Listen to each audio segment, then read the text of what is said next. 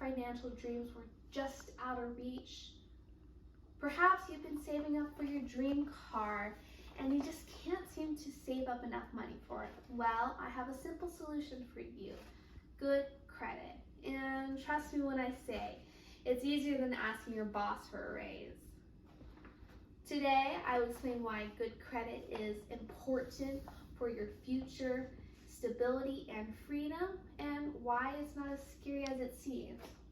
Today, I am coming to you as a young adult who has begun making big financial purchases, such as renting this apartment. I learned firsthand how detrimental it is to not having credit at all, and I ended up paying a higher security deposit than I would have if I had good credit.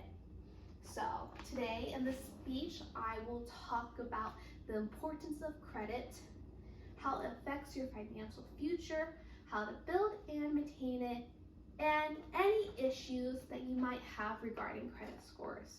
Now, before we dive into the main points, let's talk about credit. Credit is the agreement between a borrower and a lender for the borrower to obtain goods or services and pay that money back to the lender at a later date, usually attached with interest and other additional fees. Credit scores is the numerical representation of someone's risk assessment and credit worthiness of the person.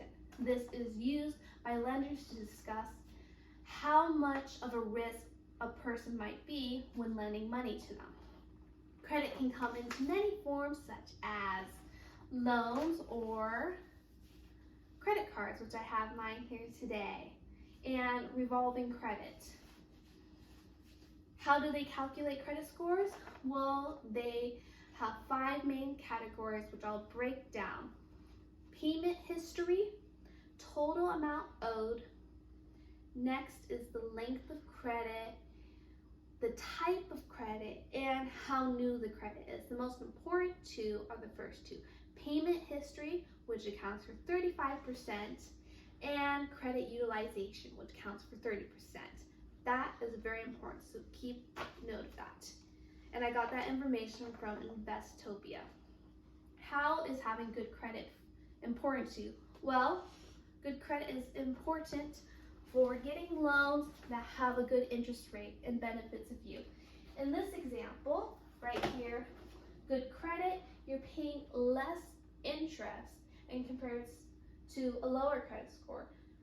Let's say the 590, $8,000 in interest versus the top one, $2,000 in interest. A fraction of the cost. Now, we want to get rid of your fears of credit cards. And I will tell you that yes, credit cards might have issues of overspending where they have high interest rates on the credit card. They might be a debt trap. Those are all valid issues. However, if you can use the card responsibly by managing your spending, so you're not spending more than what you could comfortably afford, and pay off in a month, which is the important part. And you can use these credit cards to your benefits.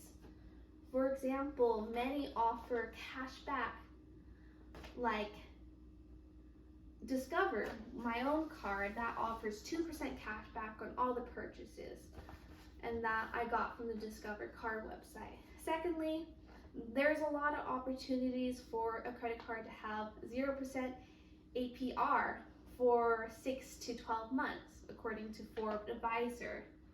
There are many ways to get around these issues.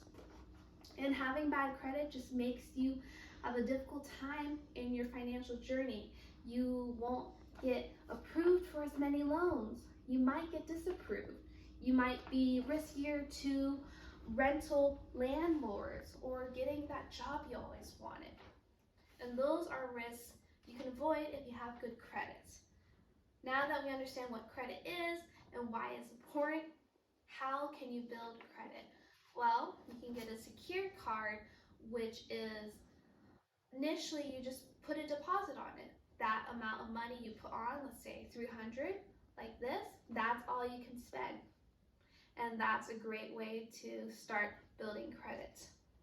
Secondly, you can get put on an authorized user on someone else, like a family member or a friend, and start using their card. And that is great, only if you trust the person and you can communicate with how you use the card and how you pay it off.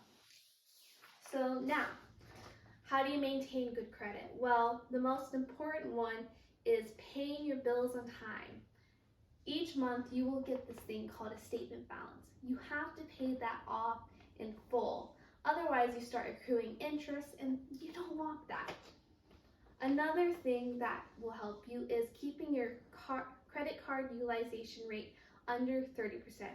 This limit for $300 would be $90. Don't spend above that. And if you do, pay it off.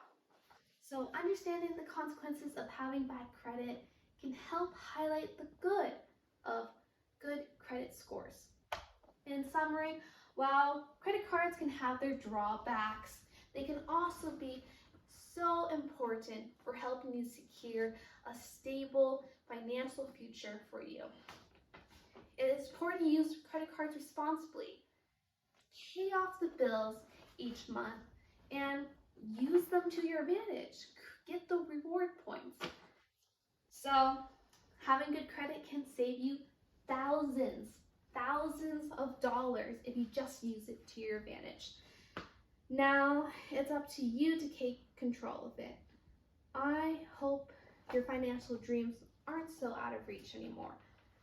Thank you for this.